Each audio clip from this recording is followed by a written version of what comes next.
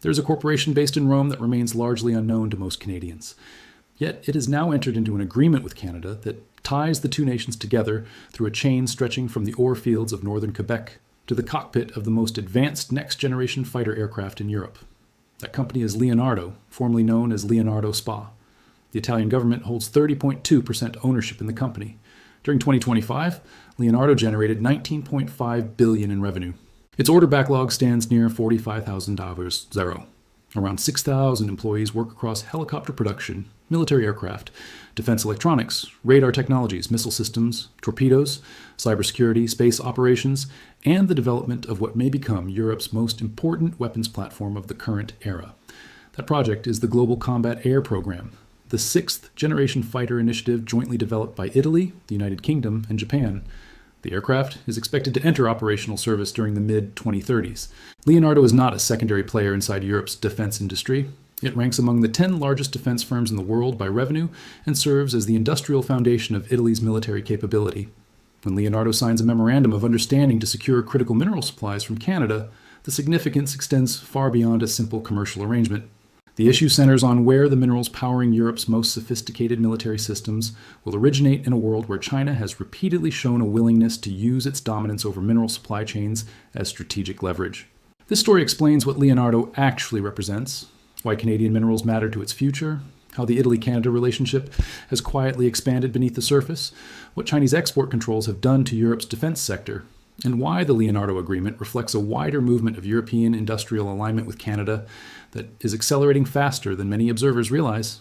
The story begins with a mineral deposit and ends inside the systems of a sixth-generation fighter aircraft. The key component is the neodymium iron boron permanent magnet. It is currently the strongest commercially available permanent magnet in existence. These magnets are produced using neodymium, categorized as a light, rare earth element, along with dysprosium, a heavy rare earth element added to stop the magnet from losing strength under the extreme temperatures generated inside military hardware. These magnets are not minor parts hidden inside equipment. They are essential to the functioning of nearly every advanced system used in modern defense platforms. Electric actuators that move aircraft control surfaces rely on them. Starter generators that supply electrical power without consuming additional fuel depend on them. Radar gimbal systems use them to track targets. Electronic warfare arrays require them to identify and jam hostile signals. Precision missile guidance systems cannot function without them. Submarine sonar transducers also depend on the same technology. The sixth-generation fighter under development through the Global Combat Air Program, where Leonardo serves as the Italian industrial partner beside BAE Systems in the United Kingdom and Mitsubishi Heavy Industries in Japan, is expected by defense technology analysts to require hundreds of these high-performance permanent magnets throughout its flight controls, power systems, sensors, and weapons architecture. Every one of those magnets requires neodymium and dysprosium. That is where the vulnerability emerges. China controls approximately 95% of global heavy rare earth refining and processing capacity, including dysprosium. The country also dominates roughly 90% of rare earth separation and processing overall. The European Union receives 100% of its heavy rare earth supplies from China. Not most, not a majority, every gram. China demonstrated twice during 2025, first in April and again in October, that it was willing to impose export licensing restrictions targeting exactly these materials. Those controls triggered price surges, shipment delays, and serious uncertainty across Europe's industrial and defense manufacturing sectors. The October 2025 controls were paused until November 2026.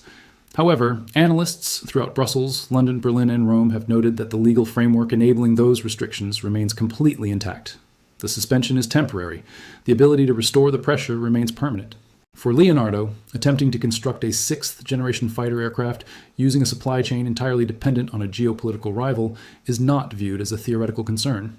It is considered the core industrial weakness of the company's most critical defense program. The bilateral structure supporting the Leonardo Agreement also did not emerge suddenly. The critical minerals relationship between Italy and Canada has been developing steadily for more than a year, through a deliberate sequence of agreements that gave the Leonardo cooperation a foundation to build upon.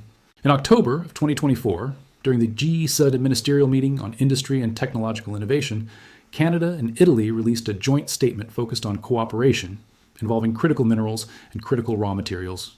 The agreement committed both nations to expanding cooperation through stronger trade and investment activity, along with a sharing of policies, regulatory systems, best practices, and technical, environmental, social, and governance standards. It created a structure for direct business matchmaking and joint Canada-Italy investments in industrial projects.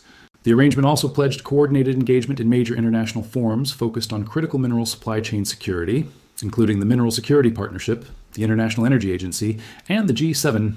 A bilateral energy dialogue was also established with critical minerals placed at the center beside nuclear energy, clean fuels, and advanced technology collaboration. That October of 2024. Declaration was followed in June of 2025 by the Italy-Canada Roadmap for Enhanced Cooperation. The agreement was adopted during the G7 summit in Kananaskis, the gathering hosted by Canada while serving as G7 presidency holder that year. Then, in October of 2025, ministers from both countries gathered for the first Canada-Italy bilateral energy dialogue. The meeting produced another joint statement that specifically highlighted the strong cooperation already achieved through the Critical Minerals Production Alliance. Both governments also committed themselves to deploying sovereign policy tools, mobilizing public and private investment capital, and securing offtake agreements designed to speed up the creation of secure, responsible, and resilient critical mineral supply chains. Every one of these developments constructed the institutional groundwork supporting the Leonardo Agreement today. The Memorandum of Understanding is not the start of the Italy-Canada relationship. It represents the first major industrial consequence in the private sector emerging from an intergovernmental framework that has been developing for 18 months. Leonardo's effort to secure cooperation with Canadian partners for critical mineral supplies is also unfolding within a European defense sector, spending at levels not seen since the Cold War. The pace is accelerating faster than supply chains have previously been forced to operate. Between 2021 and 2025, total defense expenditures across the European Union increased by 30% in real terms. The European Union Security Action for Europe Fund, the €150 billion defense rearmament mechanism, is channeling procurement money directly into the sectors where Leonardo operates most heavily: aircraft manufacturing, helicopters, radar technologies, electronic warfare systems, advanced industrial production. New orders received by Leonardo reached $23.8 billion during 2025. The company's book-to-bill ratio stood at 1.2, meaning contracts are arriving more quickly than existing orders can be completed. The 45,000 Haushaltsdaten backlog must now be manufactured. Building it requires enormous quantities of raw materials. Rare earth elements are needed for magnets. Niobium and titanium are required for aerospace structural applications. Copper supports electronics and electrical systems. Tungsten is necessary for hardened components. Cobalt and lithium are increasingly important for advanced battery technologies integrated into hybrid power systems used in next-generation platforms. Canada possesses substantial reserves of nearly all these materials. Canada ranks as the world's fourth largest cobalt producer and holds the third largest cobalt reserves globally. The country also sits among the top 6 worldwide in nickel production. Its rare earth oxide reserves total 15.2 million tons, with deposits heavily concentrated in the heavy rare earth elements that Leonardo's magnet supply chain depends upon most critically. The Saskatchewan Research Council's rare earth processing facility in Saskatoon is currently the only commercial-scale rare earth separation and refining plant operating in North America. In December of 2024, the facility produced 40 tons of high-purity neodymium praseodymium metals.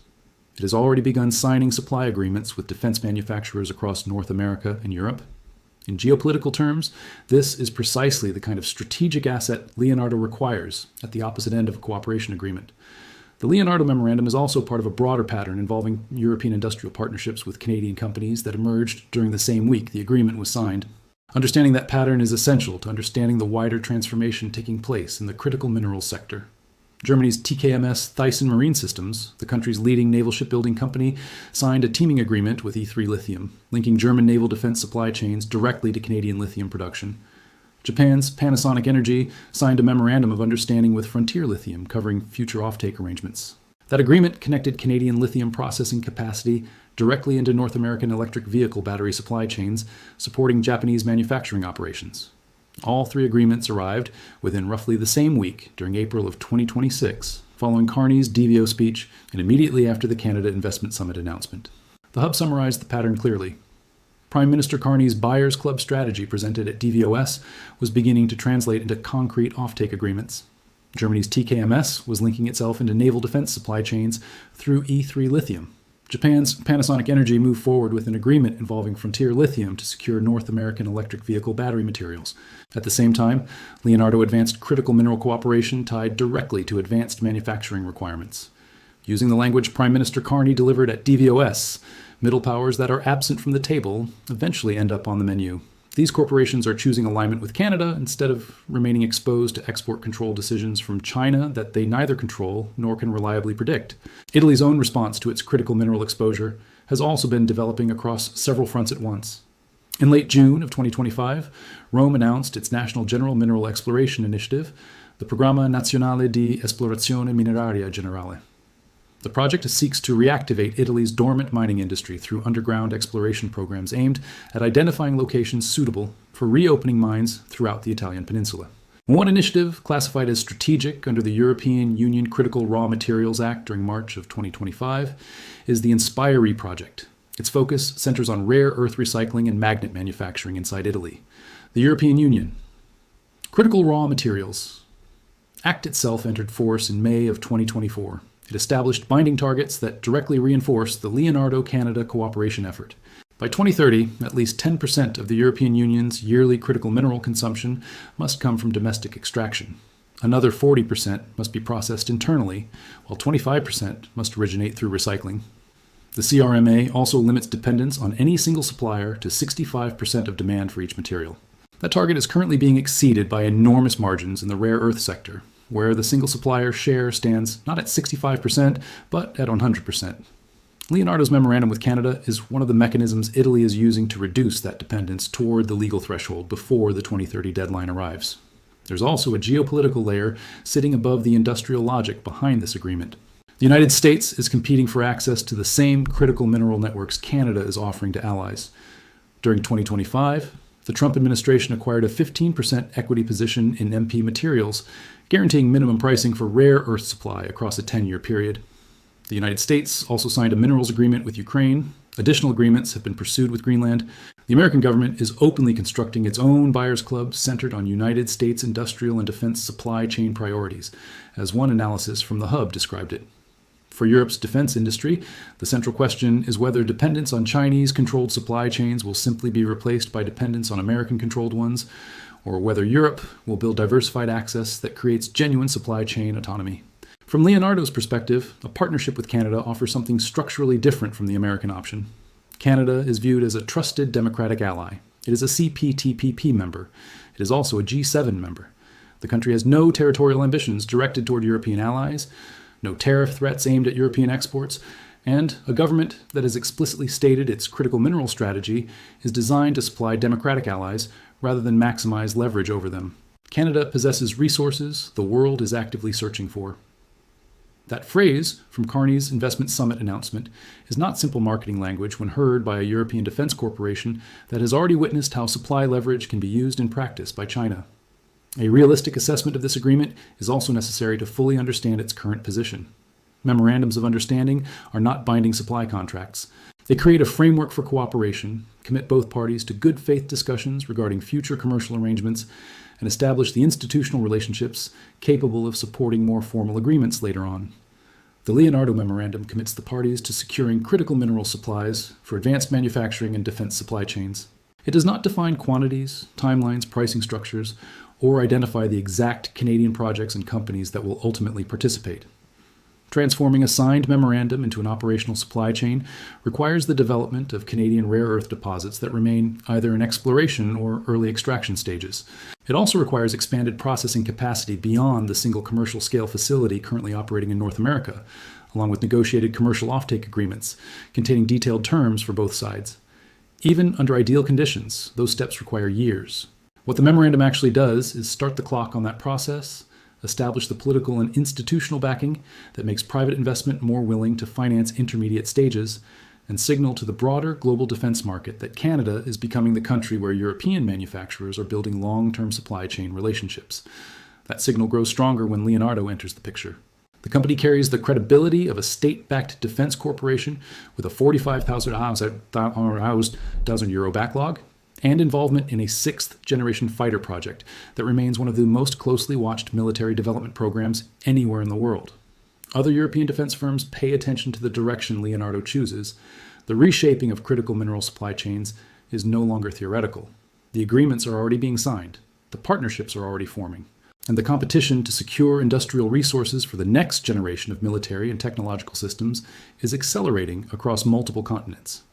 If you want more deep analysis on global defense, geopolitics, strategic industries, and the economic battles shaping the future, stay tuned for the next report. Please leave your thoughts about this content in the comments below. Thanks for watching. See you in the next one.